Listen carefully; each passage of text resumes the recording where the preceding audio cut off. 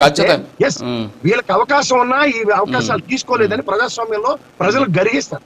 ఇది ఎప్పుడైతే కాకుండా నీవు నేర్పిన విద్య నేరజాక్ష అని చెప్పి అదే పని చేస్తే ఎవరు ఊరుకుంటారు, ఎవరు గమనించట్లేదు అనుకుంటున్నారు. ఓ తునిలో ఆడ కౌన్సిలర్ల మీద జరిగిన దాష్టికాలు గమనించట్లేదు అనుకుంటున్నారా? నెల్లూరులో అసలు ఎవడూ లేడు.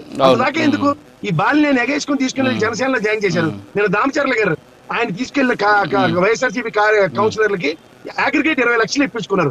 ఆ డిస్పారిటీ ఎవరు గమనించట్లేదు అనుకుంటున్నారు? అక్కడ గమనించండి. జనసేన అంటే ఎలాంటి వివక్ష చూపిస్తారో గమనించమని ప్రజల్ని. ప్రజలు ఏం గమనించకుండా లేరు. మీకు కావాల్సిన వచ్చిన కళ మీరు అనుగుణంగా మలుచుకుని అయ్యో మేమందరూ సూపర్ గా ఉన్నాడు పైన సెకండ్లు ఇచ్చుకోవడం కాదు, గ్రాస్ రూట్ లెవెల్లో జరుగుతుంది చెప్పండి. దాన్ని డెమోక్రసీ అబ్రివేషన్స్ అంటారు. అంతేగాని నేను వైఎస్ఆర్సీపీ అనుకున్నప్పుడు రాజుగారు నన్ను ఎందుకు పిలుస్తారు? ఇది గమనించడు. వచ్చేయాలి. మీ దగ్గర ఉంటారు చూడండి, అక్కడ ప్రవచనాలు చెప్పుకుంటూ వాళ్ళకి మాకు చాలా తేడా ఉంది. మేము ప్రతి వేదికలను మీలాంటి వాళ్ళు ఏం మాట్లాడినా సరే భరించే స్థాయి ఇచ్చాడు చూడండి దేవుడు మాకు. దీన్ని మేము గర్విస్తాం. సబ్జెక్ట్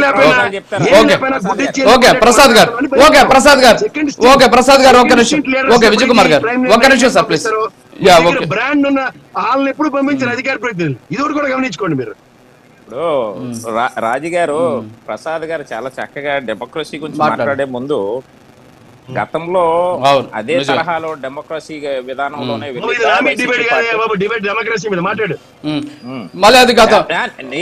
బాగా తెలుసులేవా గొప్పగా తెలుసు గానీ మరి అందుకే అన్నావు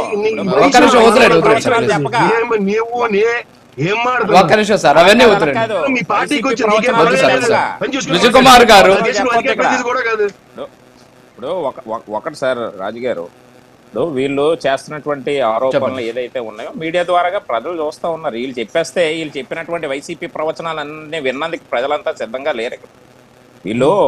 ఈరోజు వీళ్ళు మాట్లాడుతూ ఉన్నారు. ఆయన అడుగుతా ఉన్నాడు డిప్యూటీ సీఎం ఎందుకు లేడు కలెక్టర్ కాన్ఫరెన్స్ లో అంటే, ప్రభుత్వం ఏ విధంగా వెళ్ళాలో ఆయనకు ఉన్నటువంటి పనులు ఉంటాయి. డిప్యూటీ సీఎం ఎక్కడ ఖాళీగా కూర్చోలేదు నీలాగా నాలాగా.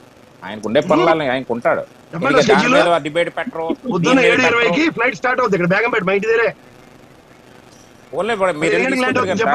సరే సరే అవన్నీ అవుతున్నాయండి. ఒక్క నిమిషం కేఎస్ ప్రసాద్ గారు ఒక్క నిమిషం ఆగండి. అవన్నీ సార్ అవన్నీ మాట్లాడితే చాలా దూరం పోతాం. ఆగండి ప్లీజ్. అవన్నీ కాదులే, ఒక్క నిమిషం ఆగండి సార్. ప్రసాద్ గారు ఒక్క నిమిషం ఆగండి మీరు ప్లీజ్. విజయ్ కుమార్ గారు అన్ని ఇప్పుడు సార్ అవన్నీ లిస్టులు తీస్తే వస్తాయి, అందరూ వస్తాయిలే కానీ కేవలం ఒక్క నిమిషం పవన్ కళ్యాణ్ అప్పుడే కాదు చాలా వస్తాయి. 6,000 ఒక్క నిమిషం వినండి సార్. 6,000 వినండి సార్ మీరు డిప్యూటీ సీఎం 6,000 అని మీరే అంటారు. ఆయనకి అధికారాలు లేవని మీరే అంటారు. ఆయన ఫోటో ఎందుకు వేస్తారని మీరే అడుగుతారు. ఈ రోజు ఆయన మీటింగ్ లో లేడని మీరే అడుగుతారు. సరే ఇవన్నీ అవసరం. ఒక్క నిమిషం సార్ ఉండండి సార్ ప్లీజ్. ఒక్క నిమిషం వినండి ప్లీజ్. వినండి సార్ ప్లీజ్. ప్రాథమిక ఒక్క నిమిషం ఆగండి. ప్లీజ్ ఒక్క నిమిషం కరెక్టే. మరి దాన్నే మీరు క్వశ్చన్ చేశారు. మరి దీన్ని మీరే క్వశ్చన్ చేశారు. పంపిస్తా. ఒక్క నిమిషం ఆగండి సార్. డిబేట్ కావాలి వద్దా? ఒక్క నిమిషం ఆగండి. విజయ్ కుమార్ గారు రియాక్ట్ అవ్వండి సార్. ఆగండి. అవునండి పేపర్ యాడ్లో ఫోటో వేస్తే మీ వైఎస్ఆర్ కాంగ్రెస్ పార్టీ వాళ్ళు క్వశ్చన్ చేశారు. 6,000 లాంటి వాడిని తీసుకొచ్చి పక్కన కూర్చోబెట్టుకుంటున్నారని మీరే క్వశ్చన్ చేశారు. ఈ రోజు రాకపోతే పరిస్థితి ఏంటి? ఈ రోజు ఒక్క నిమిషం ఆగండి సార్. ఒక్క నిమిషం ఆగండి సార్. ఒక్క నిమిషం ఆగండి సార్. ఒక్క నిమిషం ఆగండి ప్లీజ్. ఆగండి ప్లీజ్. విజయ్ కుమార్ గారు మాట్లాడండి సార్. ఇప్పుడు ప్రసాద్ గారు డిప్యూటీ సీఎం గారి గురించి ఒక మాట మాట్లాడారు. నేను ఒకటే చెప్తున్నాను. సాక్షి లోగోలో వైఎస్ఆర్ గారి ఫోటో ఎందుకు తీసేశారు? సమాధానం చెప్పగలరు అయినా? గతంలో మరి తండ్రిని అడ్డం పెట్టుకుని అవన్నీ మనకు వద్దులేదు సార్. ఎవరి ఫోటోలు ఎవరైనా అవసరం లేదు సార్. అవన్నీ అవసరం లేదు. ఇప్పుడు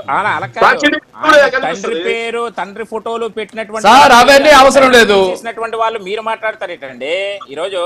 సరే అవన్నీ వద్దు సార్. అవన్నీ వద్దు.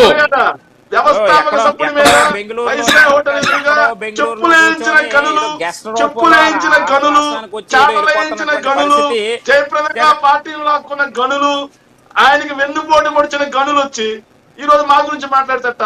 సాక్షి పేపర్ లో ఉంది చూసుకో. సాక్షి వైఎస్ఆర్ గారి లోగో ఉంది. ఏమంటే విజయ్ కుమార్ గారు ఇప్పుడు ఏముందో అన్ని తెలుసు కానీ చూడు చూడకుండా మాట్లాడతాను.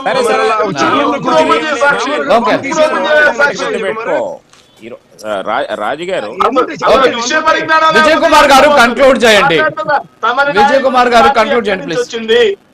పార్టీ వ్యవస్థాపక సభ్యుడికి వెన్నుపోటు ఒక్క నిమిషం శేఖర్ రెడ్డి గారు కంక్లూడ్ చేయండి, మీరు కంక్లూడ్ చేయండి.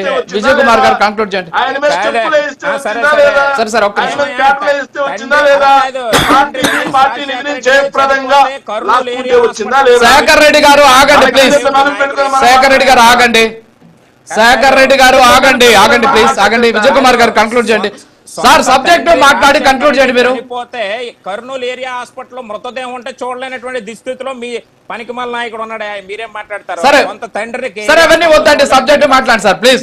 విజయ్ కుమార్ గారు కంక్లూడ్ చేయండి ప్లీజ్. రాజు గారు ఈ రోజు ఒకటి, ఎవరు అవునన్నా కాదనుకున్నా ఈ రోజు రాష్ట్రంలో కూటమి ప్రభుత్వం ద్వారాగా రాష్ట్రం అంతా కూడా ప్రశాంతంగా ఉంది. వీళ్ళ అరాచకాలకి చెక్ పెట్టాం, వీళ్ళ అరాచకాలకి చెక్ పెట్టాం. ఈ రోజు రాజ్యాంగబద్ధంగా స్వామ్యబద్ధంగా ఈ రోజు రాష్ట్రం నడుస్తా ఉంది. గతంలో మాదిరిగా రాజారెడ్డి రాజ్యాంగం ఇక్కడ లేదు. ఈ రోజు ఏదో వీళ్ళు మాట్లాడుతూ ఆరోపణలు చేసినంత మాత్రాన రాష్ట్ర ప్రజలందరూ కూడా గమనిస్తా ఉన్నారు. ఈ రోజు వీళ్ళు సంక్షేమం గురించి మాట్లాడినా, అభివృద్ధి కోసం మాట్లాడినా, ఏ విధంగా మాట్లాడినా ఈ రోజు రాష్ట్రంలో కూటమి వచ్చిన తర్వాతే మాకు ప్రశాంతంగా మేము గుండ్ల మీద చేసుకొని పడుకోగలుగుతా ఉన్నాం. వీళ్ళు చేసినటువంటి అరాచకాలకు 5 సంవత్సరాల కాలంలో రాష్ట్ర ప్రజలకి నిద్ర లేనటువంటి సమయాలు చాలా ఉన్నాయి వీళ్ళు చేసినటువంటి అరాచకాలు. కానీ ఈ రోజు రాష్ట్ర ప్రజలు శేఖర్ రెడ్డి గారు విషయం చెప్తున్నాం సార్. కూటమి వచ్చిన తర్వాత రాష్ట్ర ప్రజలందరూ ప్రశాంతంగా ఉన్నారన్నారు కదా. చాలా ప్రశాంతంగా ఉన్నారు సార్. ఎంత ప్రశాంతంగా ఉన్నారు, కూటమి మీద ఎంత సంతృప్తిగా ఉన్నారు. జనాల్లోకి వెళ్ళి వాళ్ళ దగ్గర మైక్ పెట్టి అడిగితే వాళ్ళు చెప్తున్నారు సార్ ఎంత ప్రశాంతంగా ఉన్నారు. గ్రామాల్లోకి వెళ్ళి రచ్చబండ దగ్గర కూర్చొని మాట్లాడితే ఏసీ కూటమి వచ్చిన తర్వాత గుండెల మీద చేసుకుని చాలా ప్రశాంతంగా ఉన్నామండి, అద్భుతంగా ఉందండి అని చెప్తా ఉన్నారు సార్. అదే విధంగా విద్యార్థులు జగన్మోహన్ రెడ్డి గారు ప్రశాంతంగా చెప్తున్నారు సార్. అద్భుతమైన పరిపాలన, సూపర్, ఇలాంటి పరిపాలన నా భూతో నా భవిష్యత్. సరే ఇప్పుడు మన మైకులో సరే ఇప్పుడు మన మైకులు పెట్టడం, ప్రైమ్ లైన్ లో యాంకర్ కూడా వాళ్ళ వైపు మాట్లాడేవి కాదు. జగన్మోహన్ రెడ్డి గారు చెప్పినట్టు ఇంకొక మూడేళ్ళు ఓపిక పడితే అన్ని జరిగిపోతాయి. ఓకే, జగన్మోహన్ రెడ్డి గారు చెప్పారు కదా ఇంకో 3 ఏళ్ళు ఆగండి అనేసి. సో ఈ 3 ఏళ్లలో ఆ మూడేళ్లలో ప్రజలు చెప్పేస్తారు కదా ఎవరనేది, ప్రజలే చెప్పేస్తారు కదా. ఓకే, ఇప్పుడు మీరు నేను కూర్చొని ప్రసాద్ గారు ఎవరు, శేఖర్ రెడ్డి గారు ఎవరు, ఇవన్నీ ఎందుకులే కానీ. ఓకే, వదిలేసాడు సార్, వదిలేండి ప్లీజ్ తాత సారీ ప్లీజ్ ఆపేయండి. విజయ్ కుమార్ గారు, శేఖర్ రెడ్డి గారు, ప్రసాద్ గారు, థ్యాంక్ యూ అండి. సో ఇది